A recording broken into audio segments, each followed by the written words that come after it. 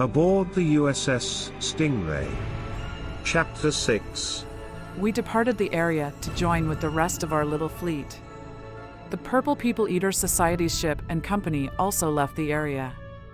But we had exchanged numbers, so to speak. We knew how to contact them in case we needed assistance. I contacted Ryu and informed him of our status and what the PPE Society had told us about the Zyrokulian's people. I also told Ryu about the warning Captain Jelly Roll had given us. Ryu said in a voice full of determination, "Attack my friends, they will feel the weight of my wrath." However, we still had a long way to go and a short time to get there.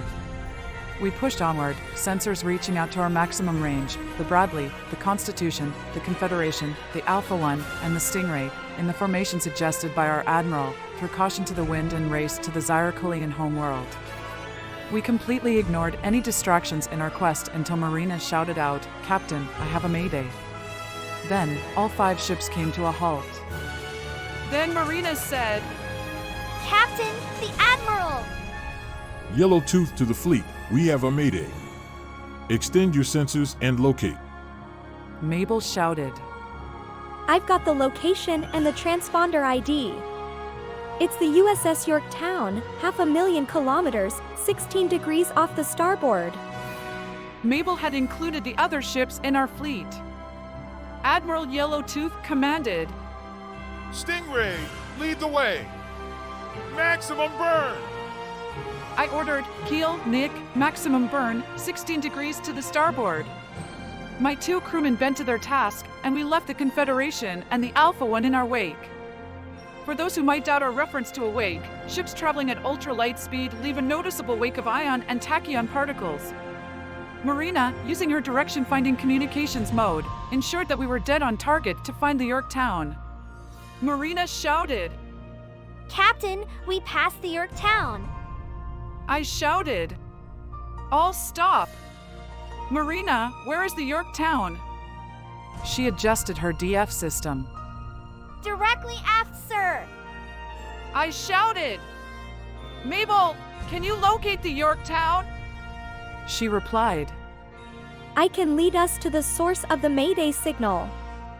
David and Larry called, "Tasha, where is the Yorktown?" I replied, "I can only say I don't know. My sensor lab has found the source of the Mayday signal. Follow me." I direct, Mabel, lead us. Nick, SL-25.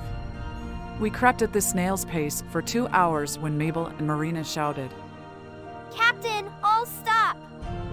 Mabel told me that the Mayday was located on a small asteroid nearby. I ordered, "Number 1, pick your team and check it out." Susan chose her team, teleported to the asteroid, and began to survey the rock.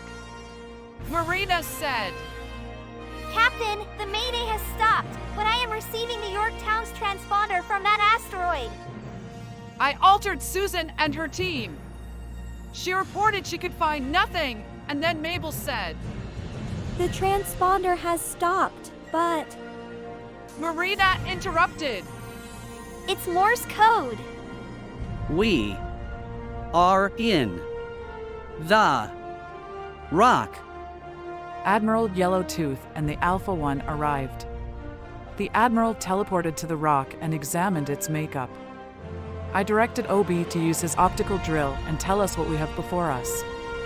He began to drill into the rock when Mabel shouted. "Captain, our hull plates are being covered by rock."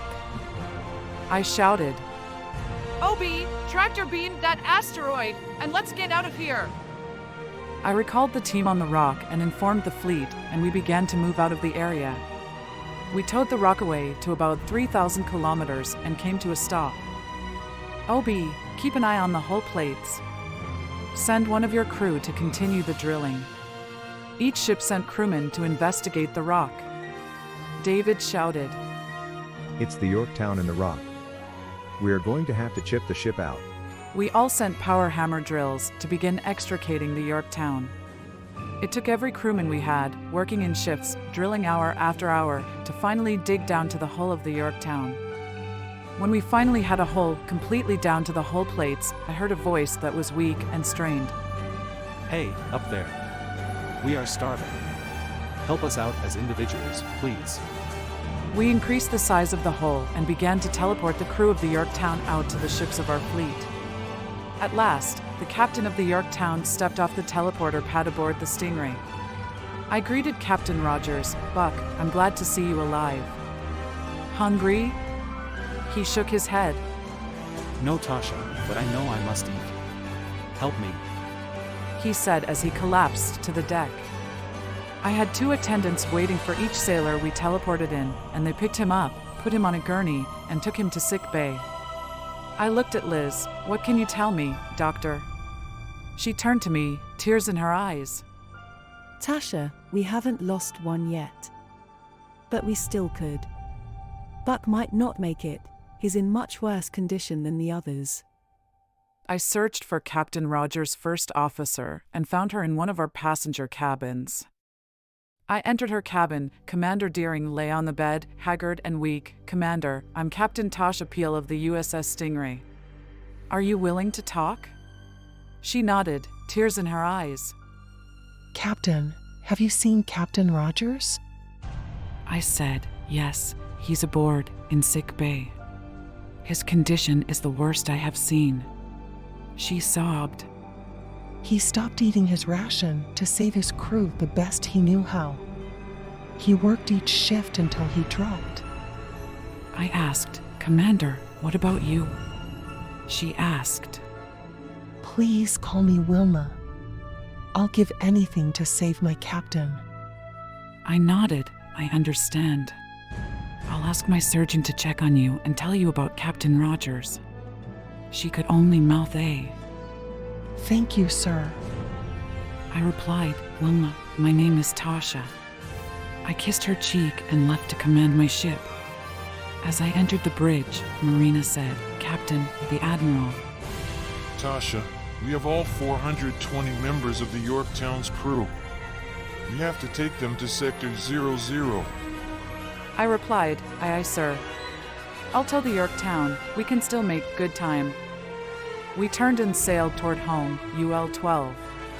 The Stingray was not significantly hampered towing the rock with the Yorktown. It would take several months to get to Sector 00, but with good food and care, the crew of the Yorktown began to regain their strength, except for Captain Rogers. He was moved to the cabin Wilma occupied, and she spent many hours sitting by his side. One day, Commander Deering asked to speak to me. In my ready room, she sat and cried. Tasha, I love Captain Rogers. Is there anything I can do for him? I cried with her. "Does he know?" She shook her head. No, he doesn't. I told her, "Wilma, tell him." She looked up. But regulations? I said, "Screw the regulations. He needs to know you love him. Tell him." She ran out of the ready room, out of the bridge, and back to her cabin. As she entered the cabin, she ran to the bed. Buck, I love you. I love you. He opened his eyes. What? Crying. She took his hand. Buck, I love you. Don't die. Stay with me. Oh, please, stay with me. He looked at her. Number 1, I love you too. Her heart sang as she kissed him very gently. From that moment, Captain Rogers began to improve. One day, a month later, Wilma entered the ready room. Oh, Tasha, he's doing so much better. Thank you so much. I said, "He needed someone to live for, and that was you." She smiled through her tears. Tasha, I was assigned to the Yorktown right after graduating from the academy. I saw Captain Rogers at my briefing and fell in love with him. It's been a few years, and I was floored when he made me first officer. She hugged me. Tasha, I'm so happy. Would you conduct a wedding for us? I grinned. "Anytime, Commander, anytime." She asked, What will the Admiralty say? I said, "Captain David Stevens married Ensign Stella Black." And that was at the direction of a fleet admiral. As we entered Sector 00, Marina said, Admiral Marovich. Captain Peel, Admiral Yella Tut told me what has transpired. Please set the York Town at Moonbees Beta. We will free the ship and analyze the debris. Stand down and teleport your passengers to Bethesda Naval Hospital. And thank you for your rescue of the York Town and her crew. Give your crew shore leave for 10 days. Our little fleet stood down for 10 days, and we all took shore leave. Admiral Yellowtooth and I visited Captain Rogers several times to find out how the Yorktown got trapped in that asteroid. This is his story. We had been given the mission to explore and map the Charlie Quadrant. We were about a year into our mission when we came upon a ship from the, I know this sounds strange, but our computer translated their words, the Purple People Eater Society. Well, these people from the Purple People Eater Society knew us, and after several days, they warned us about some civilization, and we struck a bargain to help each other if we can when the other asks for help. They never came. We had decided to investigate a section of the quadrant and had established an orbit around a blue planet. After a day, my sensor lab reported the accumulation of rock on our hull plates. We struggled to remove the rock, but it continued to accumulate, and soon, we could not move, our tubes were blocked by the rock. It also prohibited any access to the outside. We tried teleporting, blasting, anything we could think of, but the rock continued accumulating on our hull plates. Our food began to dwindle, and we could not teleport material to feed the replicators. Using our maneuvering thrusters only caused the ship to heat up. After 3 months, we were out of rations. We were out of hope. We sent the Mayday, and when we detected your presence, we sent an SOS in Morse code using our transponder. The rock accumulated on our hull plates no matter what we did. We electrified the hull, we raised our shields, and we used anti-grave waves, all to no avail. Thank you for the rescue. Then Captain Rogers asked to talk with me in private. Rio left and closed the door. Buck took my hand. Captain Peel, your advice to Wilma saved my life. Thank you. When she was assigned to the Yorktown, I fell in love with her. But, well, you know regulations.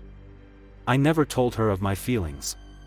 When she came into our cabin and said she loved me, I could feel my heart start to beat faster, and I breathed easier. Thank you. Would you perform a wedding ceremony for us? I smiled and said, Captain Rogers, it would be my honor. He replied, Tasha, grant me this honor. I will always be Buck to you as you will always be Tasha to me. I touched his cheek, granted with all my heart. It was at the end of our shore leave that the crew of the Yorktown, the Bradley, the Confederation, the Constitution, Alpha One, and the Stingray, and Admiral Marovich and Admiral Holleran assembled in the football field of the Naval Academy to witness the wedding of Captain Buck Rogers and Commander Wilma Deering. Admiral Marovich said, Captain Rogers, Commander Deering, married, you cannot fraternize with each other. Marriage is honorable. Congratulations. I remembered the words Captain Stevens used at the first wedding ceremony he officiated at. Since the days of the wooden sailing ships, a ship's captain has had one great privilege, that of joining a man and woman in holy matrimony. We celebrate this very special time and ceremony today with Captain Buck Rogers and Commander Wilma Deering. As I said these precious words, a chill ran up my spine, and my heart yearned to hear those words at my wedding. And I cried as I continued through the ceremony. Ladies and gentlemen, I present to you Captain Buck and Commander Wilma Rogers. Buck, you may kiss your bride. Buck had warned me that he was going to do the dip. The cheer that went up that afternoon surely could have been heard on Mars. Buck and Wilma were taken back to their hospital room, and the doors were locked, and all the shades were drawn. The only noise we heard from that room was a quiet crying tears of joy. We found out much later that sometime during their recovery, the Rogers conceived twins, and they were named Ryu and Tasha. Ryu and I were honored and hopeful. We rendezvoused with the Yorktown, and Ryu and I were introduced to Ryu and Tasha Rogers. The twins were about 13, and Ryu Rogers was a muscular lad with an olive complexion, black hair, large hands, and a stunning smile. Tasha Rogers had gotten more of her mother's DNA. She was a honey blonde with a very light complexion and the beginnings of a female figure that any girl might envy. Oh, and a smile that light up any place she was. Buck and Wilma were very proud, and so were Rio and I. The moons of our planets had not moved since our little fleet was sent to find the Zyracolians. Admiral Marovich split up our little fleet. The Bradley went one way, the Constitution went another, and the Stingray was tasked with exploring the Gamma Quadrant. Rio had retired and asked to become a member of my crew. We had gone to see Tatsu, and I asked her a question, Mother of Dragons, how can a human and a dragon be intimate? Rio looked at her. Mother, you told us that we would wed. How can we become intimate? Tatsu said softly that we almost missed it. Mary, be as close as you can. Love each other, and you will see the way clearly.